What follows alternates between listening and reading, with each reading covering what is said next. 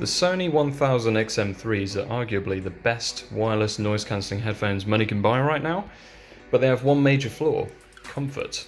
I also own the Bose QC35iis, which are amazingly comfortable, and you can wear these for 20 hours straight without any problem. The Sonys, on the other hand, for me, were just as comfortable, but for maybe only 20 minutes before my ears started to heat up. It was like having two saunas on the side of my head. It was quite uncomfortable, and my ears felt quite claustrophobic compared to the Bose as well. And the reason the Bose are so comfortable is because the inside of the ear cup is recessed, meaning your ear doesn't touch the ear cup, and it's completely free and your ears can breathe, which makes all the difference. I saw a video from a guy who modified his Sony headphones to match the Bose comfort by removing a piece of foam inside the ear cup. That inspired me to do this, but I've taken it a step further, which I'll show you now. And as you can see, it looks a lot more like the Bose, how it's recessed. I know I should have made a video explaining how I did this, but it's actually very simple and it takes no more than 10 or 15 minutes, and you don't really need any special tools. If I take off one of the ear pads, I'll show you in more detail. Now, to remove the ear pads, you need something plastic without any sharp objects. I'm using the frame from a pair of sunglasses. I'm just going to use this to lever it up. So you place in whatever it is you're taking the ear pad off with, and you should be able to just lift up the clips. There's clips all the way around the outside, and just work your way around. For me it's a bit easier because I've done it a few times, but it's quite easy to take off, and that's how it looks afterwards. Now when you open yours, you'll have a piece of foam like this, which will be inside like that. It's held on by two tiny pieces of tape, which you can easily just pull it off with almost no effort at all.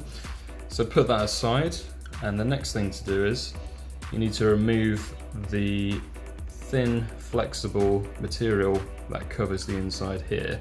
That's the bit that touches your ear and forms like a chamber between the ear cup and your ear, which then heats up. There's two parts to this ear pad. This plastic ring, which is where the thin material attaches to, and then the actual padding itself. And you can separate the two by just removing this ring here. You just lever these up. Okay, the next bit's a bit tricky. You have to try and get the plastic bit out of the frame out of the padding. You may have to stretch it a bit, but it should be fine once you've... And then you're left with that, with the thin material attached to it. There you can see the remaining material on the edges from where I've cut it off. I used a scalpel to just go around it and use the frame as a guide to cut around. You can use scissors as well. It's really easy. It'll take you a minute to do that, and the material is really cheap. I'm sure it's like ladies' tights would probably replace this. So once you've cut this material off, you need to put it back inside the padding. To know which way is up, there's you can see which way is up. I'd start with this side first and just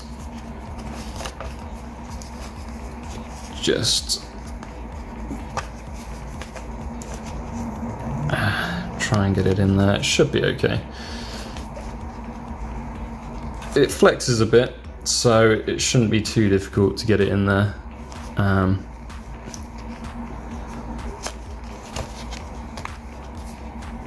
Line everything up, place it all back through. Okay, once you put the ring back inside the padding, then you can put that aside, and you should be left with an exposed driver without any padding. Now, you have to cover the driver to protect it from dust and things like that, and it just looks a lot nicer. So I've used these aftermarket pads from Amazon. I just bought these. These are to replace existing pads on the Bose QC35iis. I thought they looked nice with the big letters. I placed it in roughly and then trimmed it around the edges so it would fit nicely. It was quite easy to do. And then once I got the shape just about right, then I'd put strips of double-sided tape here and here and here. If you've got the Bose QC35ii, you'll see that this is only held on by a couple of bits of tape anyway, and that's enough to do it. Once you've done that, then you just have to fit the ring back on the ear cup, and you just locate that's up. You can see that that fits in the top and that fits in the bottom. They're a bit more offset. Place the pad back on the ear cup and then just push it down. You can put your finger inside and you can feel around for the clips and just push them in place, and they should just clip in. And there you have it. So just do the other ear cup and you should be good to go. Here's another comparison versus the Bose. These are the blue limited edition, but you can get these pads in all three colours. It's not quite as perfect. You can see that there are more recessed on the Bose, but it's definitely, for my ears at least, it fits perfectly in there without touching the inside of the ear cup. Now you might be wondering, does it affect noise cancellation or sound quality? For me, it's made zero difference. I mean, absolutely no difference whatsoever.